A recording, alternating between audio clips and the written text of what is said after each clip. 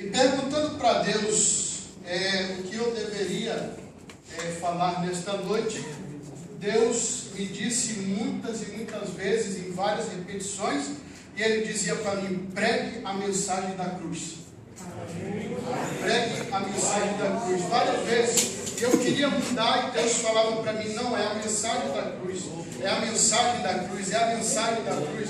Eu não sei o que Deus Ele quer fazer aqui nesta noite, mas eu quero lhe dar um recado. Se você adentrou aqui sem o conhecimento da palavra, da mensagem da cruz, nesta noite você vai ter a oportunidade de conhecê-la na íntegra, porque o nosso Deus está aqui, a sua palavra tem todo o poder para penetrar nas juntas, medulas, no seu raciocínio, no seu cérebro, no seu coração, nesta noite. Amém, Jesus. Eu gostaria de basear esta mensagem em Colossenses, no capítulo 2, no verso 13 e o verso 14 também.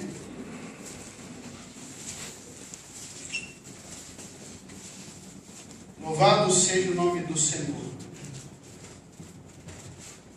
Colossenses capítulo 2, verso 13 e 14. Que diz assim a palavra do Senhor: e quando vós estáveis mortos nos pecados e na incircuncisão da vossa carne, vos vivificou juntamente com Ele, perdoando-vos todas as ofensas, havendo riscado a cédula que era contra nós nas suas ordenanças, ao qual de alguma maneira nos era contrária, e atirou do meio de nós, cravando na cruz. Louvado seja Deus. Senhor, estamos na Tua presença. Ó Deus, toda honra, toda glória a Ti pertence. Ó Senhor, entrego a minha vida nas Tuas mãos. Senhor querido, me coloco, Senhor, como um vaso, Pai. Porque, Senhor, aqui está a Tua amada igreja. Senhor, a Tua igreja, ao qual Tu morreste na cruz do Calvário, Senhor, por ela. E eu sei, Senhor, que Tu tens as Tuas finalidades e os Teus propósitos. Senhor, fala conosco, Senhor, e venha salvar, Senhor, almas aqui nesta noite. Ó Senhor da glória, eu te peço e te agradeço no nome de Jesus. Na realidade, amados irmãos, que por muitas das vezes, como já foi falado, através de alguns pontos fracos da nossa vida, referente à timidez, referente a algumas coisas que vão de encontro à nossa natureza, eu gostaria de dizer que quando nós nos colocamos à disposição do nosso Mestre Jesus, automaticamente o Espírito Santo entra dentro dos nossos corações. Agora não falamos mais de nós mesmos, agora falamos as coisas que vêm da parte do nosso Deus. Então, eu até ousaria dizer que eu gostaria de ser rápido e sucinto nas minhas palavras, mas se o nosso Deus quiser falar mais um pouquinho, eu vou deixar, porque eu estou aqui como um vaso da parte de Deus. Louvado seja Deus. Embora que nós temos bastante tempo, né? E nós sabemos que falamos muito, mas eu gostaria de remir o tempo.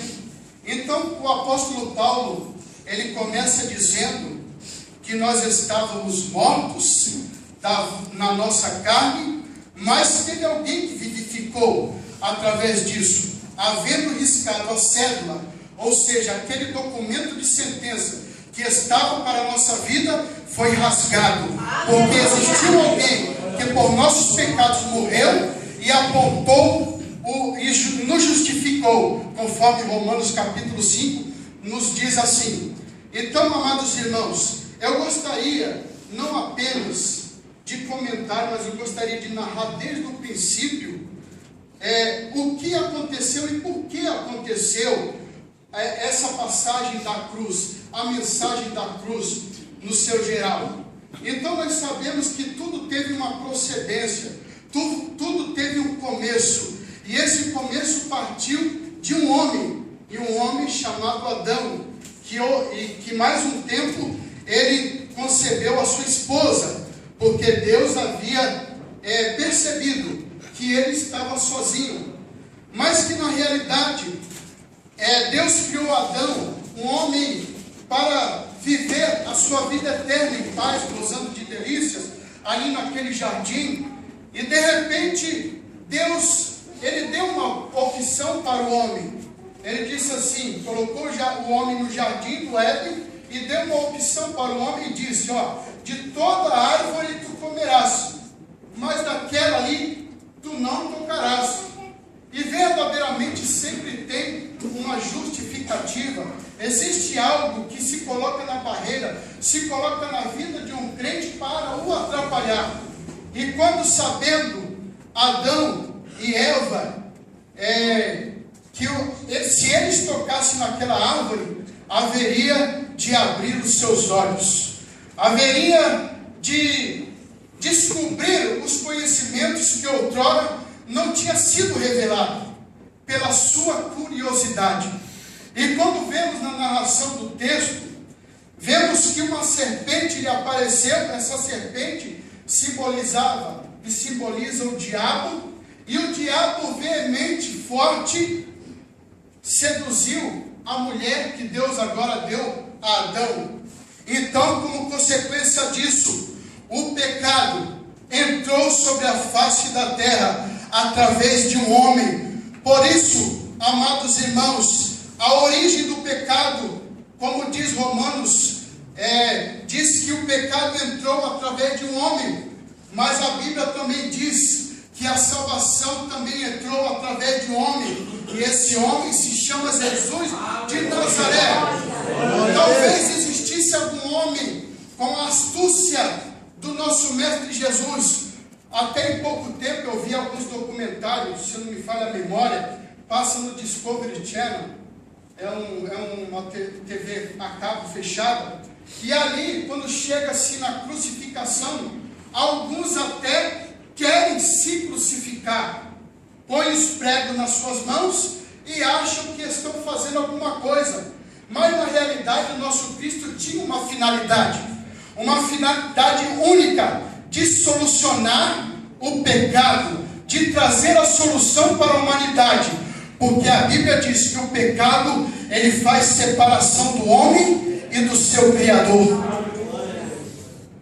E lemos a palavra de Deus, e na trajetória ao qual eu quero chegar, aonde eu quero chegar? Eu quero chegar na cruz do Calvário, aquela cruz aonde nosso mestre padeceu.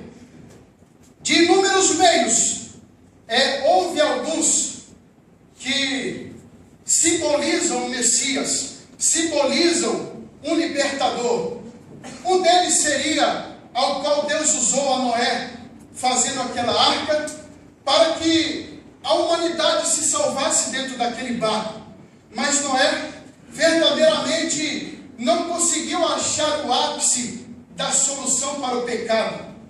E como consequência disso, Deus usando também Moisés, aonde um dia Deus disse a Moisés: Moisés, sobe aqui no monte, que eu quero ter um encontro contigo. E ali passou a tábua dos 10 mandamentos, aonde existiu leis, aonde o homem deveria seguir. E sendo assim, Deus, ainda não satisfeito, ele disse assim: olha, Moisés, agora faça para mim um tabernáculo onde eu posso intermediar entre eu e o povo. E Deus disse assim a Moisés: e a cada vez que o povo vier confessar comigo, eu quero uma solução, eu quero uma justificativa. E a justificativa vai ser: cada um que vier confessar e tiver pecados, que se coloquem cordeiros na minha presença, para que ele morra em lugar dele, para que a transgressão dele seja apagada, para que tudo aquilo que ele fez de transgressão seja apagada. Mas isso não foi suficiente, porque morreram os cordeiros e mais cordeiros, morreram pombinhos e mais pombinhos, por causa da transgressão do pecado do homem. E sendo assim, a terra clamava por um libertador, a terra clamava por uma solução para os seus pecados. E quando eu leio a palavra de Deus, alguns profetas da Bíblia Sagrada me falam, quando Isaías, no capítulo 9, no verso 6, ele diz que um menino vos nasceu. Oh, louvado seja Deus! A solução da humanidade havia agora sido mencionada na Bíblia Sagrada.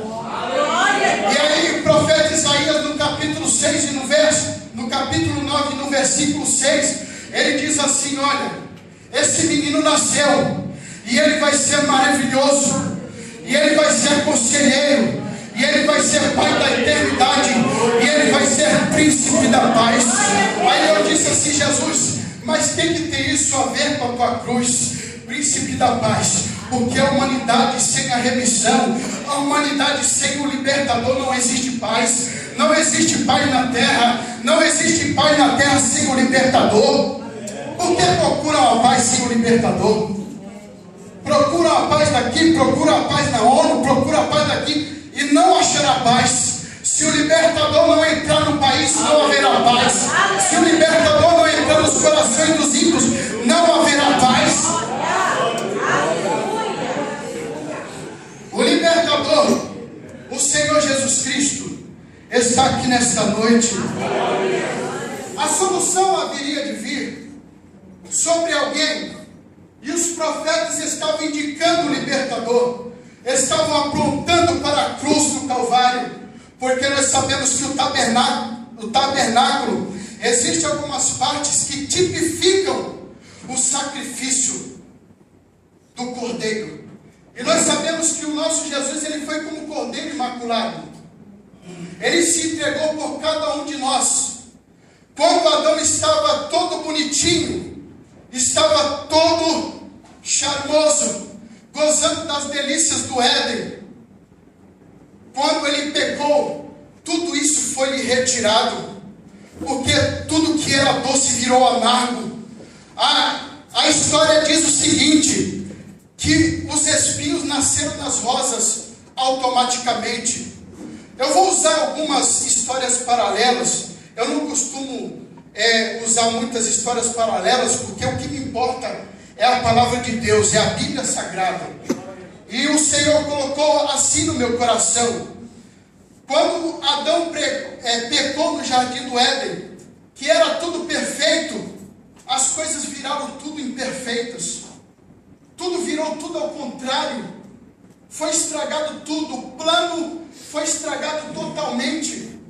E ainda me vem alguém nos dias de hoje e diz assim: meu irmão, eu não tenho pecado. Eu sou um cara que pratica as boas obras. Eu sou uma pessoa de coração puro. Eu sou uma pessoa que não faço mal a ninguém. Quer justificar sua salvação pelos seus atos, pelas suas obras. Mas a Bíblia diz: o que nos justifica dos nossos pecados e que nos lava é o sangue vertido na cruz do Calvário. É o sangue vertido na cruz do Calvário. Isso nos traz a ligação de novo com o Mestre, a perfeição com o Mestre. Oh, louvado seja Deus. Aí os profetas dizendo, como o profeta Isaías: olha, o príncipe da paz, ele virá e dará paz em nossos corações. Eu me lembro muito bem que quando eu estava afastado dos caminhos do Senhor, algo me incomodava. O pecado estava me incomodando. Toda vez que tomava banho, parecia que eu estava sujo. Uma sensação que estava sujo, que o sabonete que agora lavara o meu corpo não adiantava. Porque o Espírito Santo estava me dizendo: você tem que voltar ao meu ser, você tem que voltar aos meus caminhos. E é assim que se sente o ímpio, é assim que se sente o pecador. Ele se sente sujo na sua alma. Eu não quero te dizer numa visão carnal, mas numa visão espiritual. Aquele que não tem o libertador em sua vida, ele tem a sua alma suja pelo pecado. E o único que limpa a alma do homem é o sangue de Jesus vertido na cruz do Calvário. Aí Lucas, quando o menino, ele agora nasce, ele aparece os anjos, agora dizendo àqueles homens guiando, e ele dizia assim, Lucas capítulo 2 e no verso 11, pois na cidade de Davi vos nasceu hoje o Salvador, que é Cristo, o Senhor. Aleluia! Pela revelação de Deus, pela revelação do Espírito Santo, algo estava implantado, o plano salvífico para toda a humanidade, o plano que seria perfeito, o plano que seria correto, o plano que não teria mais volta, era um plano perfeito. Louvado seja Deus. Quando o homem, ele partiu do Éden, sem honra nenhuma, sem prazer nenhum, porque automaticamente a tristeza bateu na sua vida. E é o que acontece por muitas das vezes na vida do ser humano. Ele tenta se suicidar, ele tenta procurar meios para encher a sua vida, para encher o seu coração, para solucionar a sua vida, para solucionar os seus problemas. Aí está aí um exemplo grande de alguns cafetões, me desculpa falar, cafetões da prosperidade, onde a mensagem da cruz não se prega-se mais, onde a mensagem do inferno não se prega-se mais, onde não se prega-se mais esta mensagem tão preciosa da cruz, aonde nos arremete a salvação. Aleluias! Louvado e engrandecido é o nome do Senhor. E começo a chamar o povo para encher a casa do Senhor. Venha que tenha prosperidade no Senhor. Venha que você vai ficar rico. Venha que você vai prosperar. Nada disso interessa, irmãos, se a tua alma está vazia. Nada disso interessa se a tua alma necessita de um remidor de pecados. O Salvador nasceu, foi anunciado. O Salvador está aqui. E eu fico atônito e de boca aberta que quando nós anunciamos o Evangelho do Senhor, algumas pessoas ainda rejeitam, algumas pessoas ainda nos põem para correr, mas não sabem o que estão perdendo, não sabem o que estão rejeitando, não sabem o que estão fazendo. Aleluias! A mensagem da cruz nos arremete para o céu. Glória a Deus. Aí o Senhor Jesus, ele permeando ali nas áreas de Jerusalém, ele começa a dizer o que haveria de vir. Ele começa a dizer para os seus discípulos e aonde que ele passava, ele dizendo: olha, eu vou padecer por causa de vocês, eu vou sofrer por causa do pecado de vocês. Quando Jesus, ele diz em João no capítulo 2 e verso 19, ele diz assim: eu derribarei este templo e em 3 dias eu levantarei. Talvez nesta mensagem alguns entendessem em templos físicos, em templos feitos por mão de homens, mas Jesus, ele estava se reportando a si mesmo, que ele teria o poder de restaurar o que o homem perdeu ali no jardim do Éden. Em 3 dias ele ia recuperar tudo que o seu pai tinha dado ali no jardim do Éden para o homem. Embora, amados irmãos, que a promessa ainda pelo todo não foi cumprida-se, aonde o choro secará, aonde terá pastos verdejantes, ainda não chegou, porque o nosso Jesus não veio buscar a sua amada igreja. Ainda vai chegar. Nós temos paz, nós sabemos que o Espírito Santo mora dentro dos nossos corações, mas a paz maior vai ser quando Jesus buscar a sua igreja. Oh, aleluia! Louvado e engrandecido é o nome do Senhor. E Jesus, ele apregoando a sua palavra na face desta terra, nós vamos entrar naquela história da parte da crucificação, porque é onde nós queremos engrenar, que seria essa mensagem tão preciosa. Aonde foi se cumprido, aonde a palavra de Deus narra essa história com clareza, para que todo homem veja que há uma solução para os pecados. Sabe quem não gosta de ouvir essa mensagem? Nem dentro da igreja, nem nas praças, nem na rádio, é o diabo. Ele fica doido quando alguém prega a mensagem da cruz, porque ele sabe que houve uma solução para os pecados. Ele sabe que o sangue de Jesus, ele pode salvar o homem do pecado. Aleluia! Somente o sangue de Jesus. Existem algumas justificativas, como eu havia falado, que alguém pode dizer assim: mas Deus é um Deus amoroso, é um Deus de amor, mas também Ele é justiça. Ele aplica a sua justiça, Ele não falha com a sua justiça. Então, portanto, no meu pensamento, o que pode me justificar é as minhas ideologias, é o meu pensamento.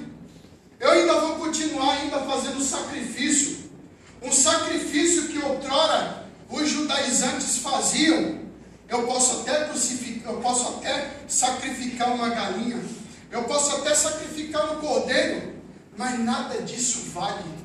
Essas tranqueiras ficaram tudo para trás, porque o nosso Jesus é maior do que Noé, o nosso Jesus é maior do que Moisés, o nosso Jesus é maior do que todas as coisas.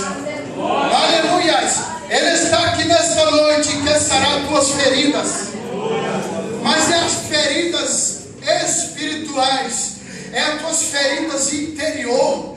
Eu te falo uma coisa nesta noite: se ainda tu não teve um encontro com Jesus, você tem aqui nesta noite, que a tua alma vai sair daqui jubilante, a tua alma vai sair regozijando, porque verdadeiramente, quando você aceita Jesus e você faz um pacto com Ele, Ele te coloca novamente na presença de Deus, na presença do Criador. E quando estamos na presença do Criador, alguma coisa acontece. Se Ele é poderoso, emana do seu trono o fulgor do seu Santo Espírito. E é o que nós sentimos nesta noite: o Espírito Santo aquecendo os nossos corações, o Espírito Santo mais uma vez dizendo assim: olha, é a mensagem da cruz. Você aceitou ela 20 anos atrás, você aceitou há 30 anos atrás, e eu estou dizendo em seu coração: eu morri por você, eu morri por você. Aleluia! Acorda a igreja do Senhor para esta mensagem. Aleluia! Está pensando que Deus criou a igreja do Senhor Jesus Cristo, para nós estarmos em quatro paredes? De maneira nenhuma. Essa mensagem é para o necessitado. Quando Jesus, eu me lembro muito bem, que Jesus estava ali em Jerusalém, e de repente ele viu alguém subindo naquela figueira, e aquela figueira simboliza algo para Israel. E lá em cima daquela figueira existia um homem chamado Zaqueu. E quando de repente Jesus, ele viu aquele homem chamado Zaqueu, que era publicano, ou seja, era ladrão, uma palavra mais direta, era um homem que fazia as coisas erradas. E de repente os fariseus, os publicanos e os escribas cercaram o nosso mestre, dizendo: tu vai compactuar com esse homem? Aí ele disse, Jesus disse a Zaqueu: Zaqueu, desce depressa, porque me convém eu pousar dentro da tua casa. Jesus, ele quer ter comunhão com o pecador, porque ele quer o pecador na sua presença. Quando muito nós queremos, ou seja, muitos querem afastar aquelas ovelhinhas da casa de Deus, eu quero ter um pensamento: eu quero arrebanhar, eu quero trazer ovelhinhas para a casa do Senhor, eu quero estar pregando a mensagem da cruz.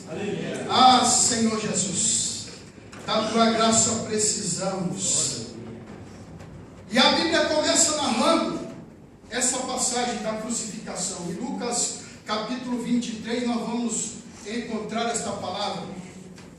Quando diz, o primeiro versículo que a Bíblia nos conta é sobre Simão, um homem que de repente apareceu nessa história.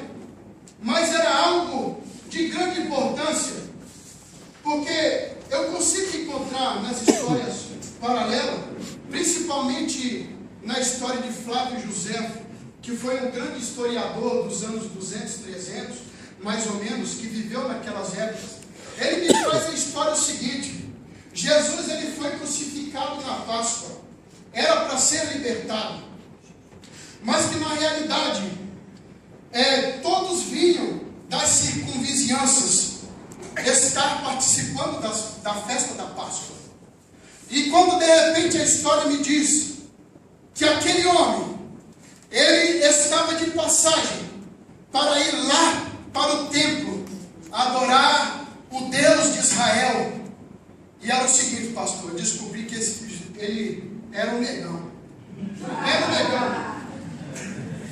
A Bíblia não nos conta, mas as histórias paralelas nos contam.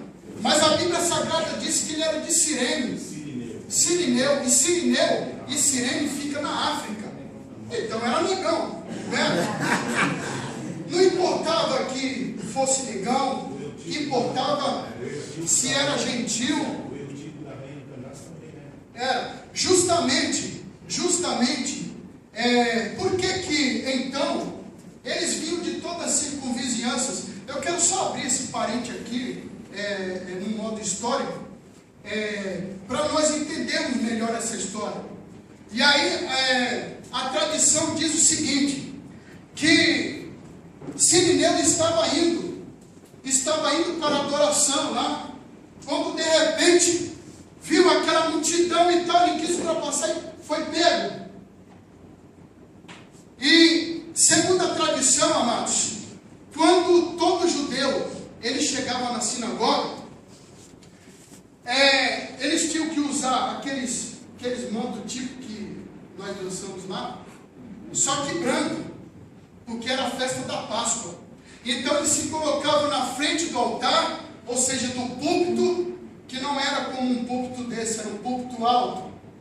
E aí se imolava-se o sacrifício, e aí pegava o isopo, que era uma espécie de planta, que absorvia o sangue do animal, e aí o sacerdote jogava, aspergia no povo. Isso simbolizava o sangue remidor, isso simbolizava o sangue, e era assim que acontecia. Mas mal este homem sabia o que estava acontecendo para com ele. Mal ele sabia que ele estava sendo salpicado pelo Cordeiro maior, que era Jesus. Oh, aleluia! Quando ele se colocou debaixo da cruz, ele ajudou Jesus. Jesus merecou todo ele de sangue. É assim que Jesus quer para com a nossa vida, é nos lambuzar de sangue, porque nós sabemos que o sangue, ele purifica de todo o pecado. Oh, aleluia! E alguns sabiam, quando olhavam para o Senhor Jesus e diziam assim: olha, está vindo alguém aí. E aí João Batista testifica e diz assim: esse aí é o Cordeiro de Deus que tira o pecado do mundo. É Ele que vai trazer a solução para a humanidade. É Ele que tem o antídoto para o pecado, para a transgressão do homem. Louvado seja Deus. E aí, quando Jesus começa a sofrer, depois desse acontecido, que esse homem consegue ajudar ao Senhor Jesus Cristo. E aí vem Jesus sofrendo, Jesus padecendo até chegar na cruz do Calvário, Jesus sendo chicoteado, Jesus ele sendo cuspido, Jesus ele sendo esmurrado. Sabe por quê? Por conta da nossa transgressão, por conta do nosso pecado.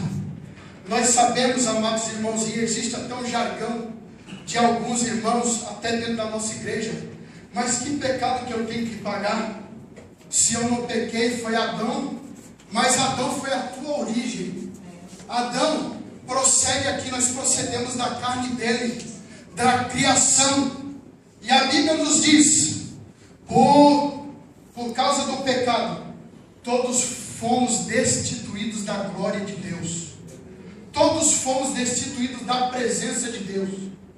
Mas quando eu olho a solução para o pecado da humanidade, o meu coração jubila, o meu coração se alegra, a minha boca enche de júbilo, a minha boca enche de alegria, porque eu sei que existe uma solução para o pecado do homem.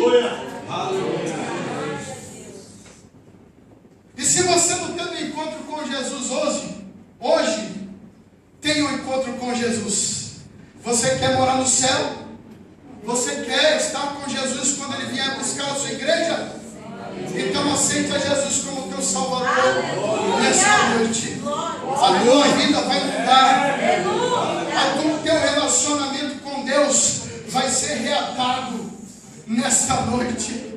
É a mensagem da cruz. Oh, aleluia! É a mensagem da cruz. Aleluias! Aí, conforme, vamos voltar ao nosso versículo citado em primeira instância, quando o apóstolo Paulo, ele começa dizendo aos Colossenses, no capítulo 2 e no verso 13, e ele diz assim: e quando vós estáveis mortos no pecado e na incircuncisão da vossa carne, vos vivificou juntamente com ele, perdoando-vos todas as ofensas, todos os pecados. Ou seja, tem que haver arrependimento. Se não houver arrependimento, não existe comunhão com Deus. Oh, aleluia! Quando o homem entrega o seu coração na mão do Mestre, Jesus reconhecendo que Ele morreu na cruz por causa dos nossos pecados, evidentemente, Ele derrama do seu perdão, Ele derrama da sua glória, e agora reatamos tudo aquilo que perdemos ali no jardim do Éden. Existe um povo mais feliz na face da terra do que o povo cristão? Não! Não existe, porque o Espírito Santo habita dentro dos nossos corações. Ele está dizendo: você é meu amigo, você é meu irmão. Oh, aleluia!